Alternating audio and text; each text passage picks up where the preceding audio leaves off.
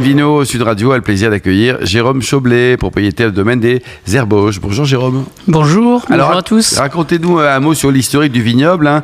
Tout débute en 1864, c'est ça ? Eh oui, ça date. Ouais. Vous n'étiez pas là, non, j'étais pas là. On vous a pas décongelé ce matin, quoi. Non, du tout. C'est effectivement un domaine familial qui a été racheté par la famille en 1905, mais qui était rattaché au château de la Sénégerie à l'époque. Ouais. On travaille encore et on accueille nos plus grands clients dans les écuries et les caves du château. C'était le premier vendangeoir de la Loire, puisqu'on récupérait, à l'époque, le château récupérait les raisins pour les presser sur l'ensemble de la région via la Chenot et la Loire, donc en barque. Et aujourd'hui, donc là, il y a des chevaux toujours ou pas ? Ah non, ça a beaucoup évolué. On est dans une région qui évolue vite. Le domaine aujourd'hui est un grand domaine, puisqu'on travaille sur un peu plus de 100 hectares. Ça reste un domaine familial. Moi, je suis la 4e génération. Et on travaille un petit peu dans le monde entier. Vous êtes basé où exactement ? Alors, on est basé à Bouaye. Bouaye, c'est... Par rapport à New York, au Pékin, Bouaye, c'est où ? Alors, Nantes. Très bien, entre Nantes et Pornic, pour ceux qui connaissent. Donc, on est à mi-chemin entre la grande ville et la côte. Philippe Forbach, vous connaissez ? Du côté de Grandlieu. Exactement, en plein cœur de l'appellation Côte de Grandlieu. Donc, on est sur les bords du lac de Grandlieu.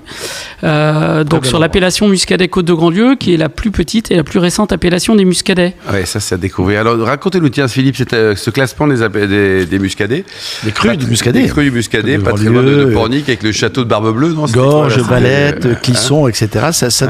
Cette hiérarchisation, finalement, dans des terroirs, permet une visibilité avec plus d'identité au niveau de la géologie, notamment. Et de donner finalement de la lumière sur ces différents aspects du muscadet. Alors que c'est vrai que l'appellation muscadet, elle est grande. Alors il y avait Sévéremène, il y a Grandlieu, mais il y a aussi les crus. Et il y a les crus maintenant. Et tout ça permet, je pense, déjà aux gens du muscadet, déjà de mieux s'y retrouver, et surtout aux consommateurs. Oui, et puis de valoriser pour tout le monde aussi. Complètement. Alors dans les côtes de Grandlieu, il n'y a pas encore de crus. Les crus, ils sont nés principalement dans le Sévéremène pour faire une distinction sur cette appellation qui était très grande. Sur les côtes de Grandlieu, c'est en cours de réflexion. C'est la plus petite. Elle est en cours de naissance et c'est aussi la plus récente. Donc c'est pour ça que l'appellation Côte de Grandlieu est presque un cru à elle-même. C'est presque identifié à ça. Tout à fait. Même si aujourd'hui, un vrai cru est à l'étude sur l'appellation Côte de Grandlieu. On peut dire lequel ou c'est un peu tôt pour l'évoquer ? Alors, il devrait s'appeler Saint-Philbert. Saint-Philbert, voilà. C'est joli. Saint-Philbert. Oui, tout à fait. Qui est une commune et puis une abbaye très reconnue, en fait, sur les bords du lac de Grandlieu. Avec un type de géologie, bien sûr. Parce que c'est vrai que la géologie, par exemple, les granites de Clisson. Voilà, alors là, on est plus sur des schistes, micaschistes et puis également des amphibolites. Alors, c'est vrai que c'est un petit peu la richesse qu'on a dans les côtes de Grandlieu et c'est là que c'est difficile de faire une appellation et un cru. C'est la diversité. C'est-à-dire que sur une appellation de côte de Grandlieu qui est somme toute petite, puisque c'est 220-250 hectares, donc c'est pas grand, on y retrouve tous les terroirs et toutes les roches-mères de l'appellation muscadet. Donc voilà, une grande diversité. On est vraiment à un carrefour des roches et ce qui fait que nos vins sont très diversifiés, quoi. Et est-ce qu'il y a une bonne dynamique chez les vignerons ? Parce que qu'à une époque, le muscadet a beaucoup souffert avec Philippe et David Cobold. Ça fait en gros 20 ans qu'on vous soutient, vous et les crus du Beaujolais. Maintenant, le Beaujolais a plus besoin de nous. Enfin, le muscadet a encore un petit peu besoin. Ça va mieux. Là, il y a une bonne dynamique. Il y a des jeunes vignerons comme vous. Alors oui, il y a une très belle dynamique. Il y a une vraie reconnaissance, grâce au travail que vous faites tous, mais une vraie reconnaissance aussi du public et du consommateur qui vraiment aujourd'hui reconnaît le muscadet pour ses qualités et c'est vrai qu'on a un énorme effort qui a été fait. Et puis, j'ai envie de dire, pour la diversité aussi des cépages que l'on peut retrouver à l'intérieur. Alors, parlons-en. Qu'est-ce que vous avez comme cépage alors ? C'est vrai qu'on imagine toujours le melon. Oui, alors dans l'appellation muscadet, c'est toujours le melon B, mais on a une grande diversité de cépages qu'on travaille en IGP Val-de-Loire, donc avec une identification Loire qui est très forte, et aujourd'hui qui s'ouvre sur des cépages traditionnels comme le Sauvignon, le Chardonnay, mais et aussi beaucoup sur le gros lot gris qui fait aujourd'hui notre vraie spécialité. Le gros lot, Philippe Forbach, parlons-en. C'est un des cépages emblématiques de la Loire. Hein. Alors le gris il est particulier, hein. Mais c'est un cépage qui donne notamment des vins rosés très intéressants. Des vins rosés très intéressants, des vins de base très intéressants. Et puis nous, on a été chercher beaucoup plus loin. Quand on parle de vins de base, juste parce que la base a besoin d'explications. Les vins de base, c'est les vins tranquilles de base qui servent à faire ensuite les vins effervescents, par exemple. Voilà. Et pourquoi ? Tout simplement parce qu'on arrive à avoir des vins qui sont très aromatiques, à des faibles maturités et donc des faibles degrés d'alcool. Et nous, on a vraiment poussé le bouchon un peu plus loin, j'ai envie de dire, puisque aujourd'hui, on y sort des cuvées bas alcool, naturelles. C'est-à-dire donc on est à 8,5 en degrés sur des vins qui sont très aromatiques. Ce qui est le minimum. Qui est le minimum pour un vin de pays. C'est 8,5. Tout à fait.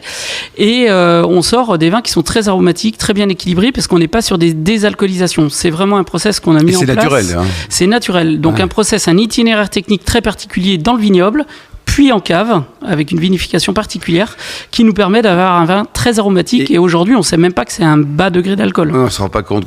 On peut le garder quand même. C'est quoi l'influence de l'alcool sur un vin quand on le déguste de 3 à 5 ans, on va dire ? Il y a pas à partir du moment où c'est naturel, on n'a pas déstructuré le vin dans un process physico-chimique. Il se garde très très bien. Une très grande surprise pour nous. On a travaillé cette cuvée pendant 4 ans avec justement des tests de vieillissement et parce qu'on était persuadés que l'alcool était nécessaire au bon vieillissement. Oui, c'est et ben finalement, on se retrouve. C'est l'un des facteurs, mais c'est pas le seul. Voilà, tout à fait. L'acidité notamment. L'acidité, les tanins. Voilà. Etc. Et c'est vraiment, on arrive à avoir non pas une maturité qui est décalée dans le raisin. C'est-à-dire que au niveau de l'itinéraire technique dans le vignoble, dès le début des vendanges par exemple des melons, on va commencer par faire un effeuillage manuel sur nos gros lots gris, on enlève 50% des feuilles au niveau de la partie ça, les foliaire. Anciens devaient s'arracher les cheveux quand ils voyaient ça. Oui, mais le but c'est tout simplement d'arrêter une partie de la photosynthèse et donc d'arrêter l'enrichissement en sucre. Que de la limiter, quoi. Exactement. Et pendant ce temps-là, on a les grappes de raisin qui sont très exposées au soleil et on a une très bonne maturité de la pellicule.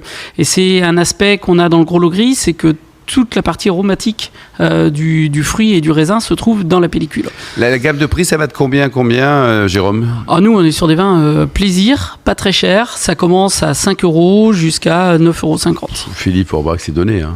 C'est donné. Ouais. Non, mais c'est vrai. C'est vraiment la problématique qu'on peut avoir, c'est qu'en plus il y a un plafond de verre, c'est-à-dire si vous vouliez faire une petite cuvée à 15 €, ça marche plus.